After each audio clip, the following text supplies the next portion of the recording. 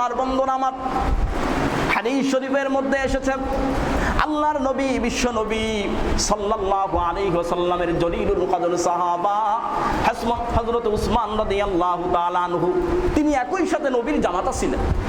ওনাকে বলা হয় জিন্নুরাইন। ভাইরা আমার, বন্ধুরা আমার, হযরত আবু বকর সিদ্দিক রাদিয়াল্লাহু তাআলা আনহুর খিলাফতকালে দুর্ভিক্ষ সৃষ্টি হয়ে গেল, খাদ্য সংকট দেখা দিল, অবস্থা খুব খারাপ, অবস্থা খুব ভয়ঙ্কর। এই মুহূর্তে হযরতে উসমান রাদিয়াল্লাহু তাআলা আনহু বাইরে থেকে মদিনাতে প্রায় 1000 মণ গমের একটা বিশাল বহর তিনি আনলেন। 1000 মণ গমের একটা আমদানি তিনি করলেন। এই গমগুলো যখন মদিনায় বসলো, তখন শহরের বড় বড় ব্যবসায়ীরা হযরত উসমান রাদিয়াল্লাহু তাআলা আনহুর কাছে গেল এবং বলল যে আপনি যেই গমগুলো এনেছেন, আমরা 50% লাভ বেশি দিয়ে এই গমগুলো আমরা নিতে চাই, আপনি দিবেন কিনা? হযরত উসমান রাদিয়াল্লাহু তাআলা আনহু বললেন, 50% লাভ দিলে আমি দিব না, আমাকে যদি 1000% লাভ দেওয়া হয় তাহলে আমি এই গমগুলো তোমাদেরকে দিয়ে দিব। এর কারণ হলো, কারণ প্রতিমধ্যে আমাকে একজন 700 গুণ দিতে চাইছে। কত গুণ ভাই? 700 গুণ দিতে চাইছে। তো কোথায় 700 গুণ আর কোথায় 50 গুণ? তো তোমাকে আমি দিব কিভাবে?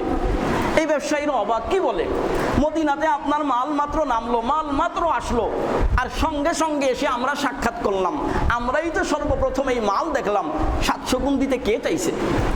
হযরত উসমান রাদিয়াল্লাহু তাআলা আনহু বলেন, আল্লাহর সঙ্গে আমার চুক্তি হয়েছে, আল্লাহ রাব্বুল আলামিন এই মালকে আমার কাছ থেকে কিনে নিতে চায় 700 গুণ বেশি দিয়া, 700 গুণ লাভ বেশি দিয়া কিনে নিতে চায়।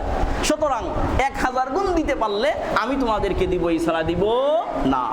এরপরে হযরত উসমান রাদিয়াল্লাহু তাআলা আনহু আয়াত তেলাওয়াত করলেন, মাসালুল লাযীনা ইউনফিকুনা আমওয়ালাহুম ফি সাবিলিল্লাহ কামাসালি হাববাতিন আমবাতাত সাবআ সানাবিলা ফি কুল্লি সুম্বুলাতিন মিআতু হাব্বা।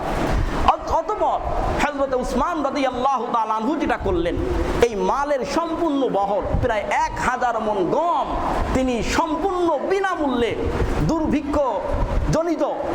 দুর্ভিক্ষে আক্রান্ত মানুষের মাঝে সম্পূর্ণ বিনামূল্যে বিতরণ করলেন। সুবহানাল্লাহ। চিন্তা করেন ওনাদের মন মানসিকতা, ওনাদের দানের হাত, দ্বীনের জন্য ওনাদের কুরবানি, সামাজিকতার জন্য, মানবতার জন্য ওনাদের কুরবানি কতটা বেশি ছিল একটু চিন্তা করে দেখুন, একটু কল্পনা করে দেখুন। আজকে আমরা ধন সম্পদের মালিক, আল্লাহ রাব্বুল আলামিন টাকা পয়সার মালিক বানাইছে, গাড়ি বাড়ির মালিক বানাইছে, তারপরেও আমরা দান করতে চাই না। আমরা মনে মনে চিন্তা করি দান করলে সম্পদ কমে যাবে, সুতরাং দান করা যাবে না।